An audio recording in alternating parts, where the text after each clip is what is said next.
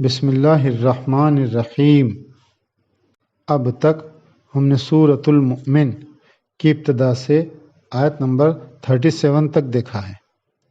آج آیت نمبر 38 سے 44۔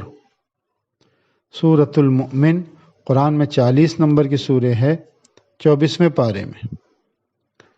اعوذ باللہ من الشیطان الرجیم، بسم اللہ الرحمن الرحیم۔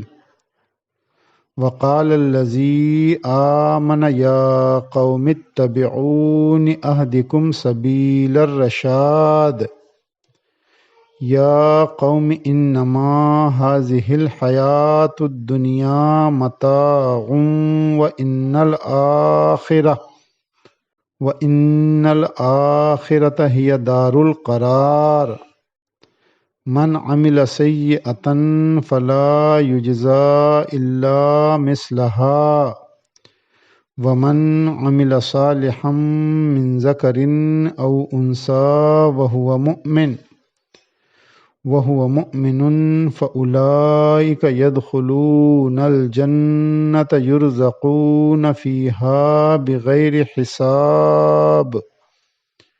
وَيَا قَوْمِ مَا لِي أَدْعُوكُمْ إِلَى النَّجَاةِ وَتَدْعُونَنِي إِلَى النَّارِ تَدْعُونَنِي لِأَكْفُرَ بِاللَّهِ وَأُشْرِكَ بِهِ مَا لَيْسَ لِي بِهِ عِلْمٌ وَأَنَا أَدْعُوكُمْ إِلَى الْعَزِيزِ الْغَفَّارِ۔ لا جرم ان ما تدعوننی الیہ لیس لہ دعوۃ فی الدنیا ولا فی الآخرۃ وان مردنا الی اللہ وان المسرفین هم اصحاب النار۔ فستذکرون ما اقول لکم وافوض امری الی اللہ ان اللہ بصیر بالعباد۔ ان کا ترجمہ: اور جو شخص ایمان لایا تھا اس نے کہا، اے میری قوم، تم میری پیروی کرو، میں تم کو صحیح راستہ بتا رہا ہوں۔ اے میری قوم، یہ دنیا کی زندگی محض چند روزہ ہے اور اصل ٹھہرنے کا مقام آخرت ہے۔ جو شخص برائی کرے گا تو وہ اس کے برابر بدلہ پائے گا، اور جو شخص نیک کام کرے گا، خواہ وہ مرد ہو یا عورت، بشرطے کہ وہ مومن ہو، تو یہی لوگ جنت میں داخل ہوں گے۔ وہاں وہ بے حساب رزق پائیں گے۔ اور اے میری قوم، کیا بات ہے کہ میں تم کو نجات کی طرف بلاتا ہوں اور تم مجھ کو آگ کی طرف بلا رہے ہو۔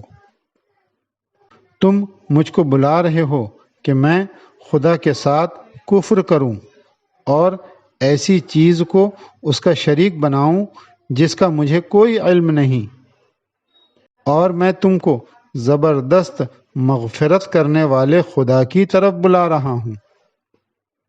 یقینی بات ہے کہ تم جس چیز کی طرف مجھ کو بلاتے ہو اس کی کوئی آواز نہ دنیا میں ہے اور نہ آخرت میں، اور بے شک ہم سب کی واپسی اللہ ہی کی طرف ہے، اور حد سے گزرنے والے ہی آگ میں جانے والے ہیں۔ پس تم آگے چل کر میری بات کو یاد کرو گے، اور میں اپنا معاملہ اللہ کے سپرد کرتا ہوں۔ بے شک اللہ تمام بندوں کا نگراں ہے۔ تفسیر: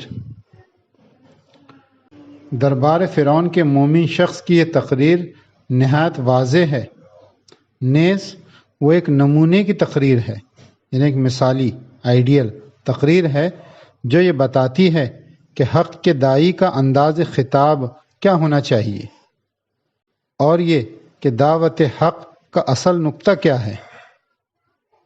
میں تم کو خداوند عالم کی طرف بلاتا ہوں، اور تم جس کی طرف مجھے بلا رہے ہو اس کو پکارنے کا کوئی فائدہ نہ دنیا میں ہے اور نہ آخرت میں۔ یہ فقرہ اس مومن شخص کی پوری تقریر کا خلاصہ ہے۔ اس سے اندازہ ہوتا ہے کہ فرعون کے دربار میں جو چیز زیر بحث تھی وہ کیا تھی۔ وہ یہ تھی کہ خدا کو پکارا جائے یا انسان کے بنائے ہوئے بتوں کو پکارا جائے۔ اس مومن شخص نے کہا کہ خدا تو ایک زندہ اور غالب حقیقت ہے، اس کو پکارنا ایک حقیقی معبود کو پکارنا ہے، مگر تمہارے اصنام یعنی تمہارے بت صرف تمہارے وہم کی ایجاد ہیں، وہ نہ دنیا میں تمہیں کوئی فائدہ دے سکتے ہیں اور نہ آخرت میں۔ جب ان کا کوئی حقیقی وجود ہی نہیں تو ان سے کوئی حقیقی فائدہ کیسے مل سکتا ہے؟ تذکیر القرآن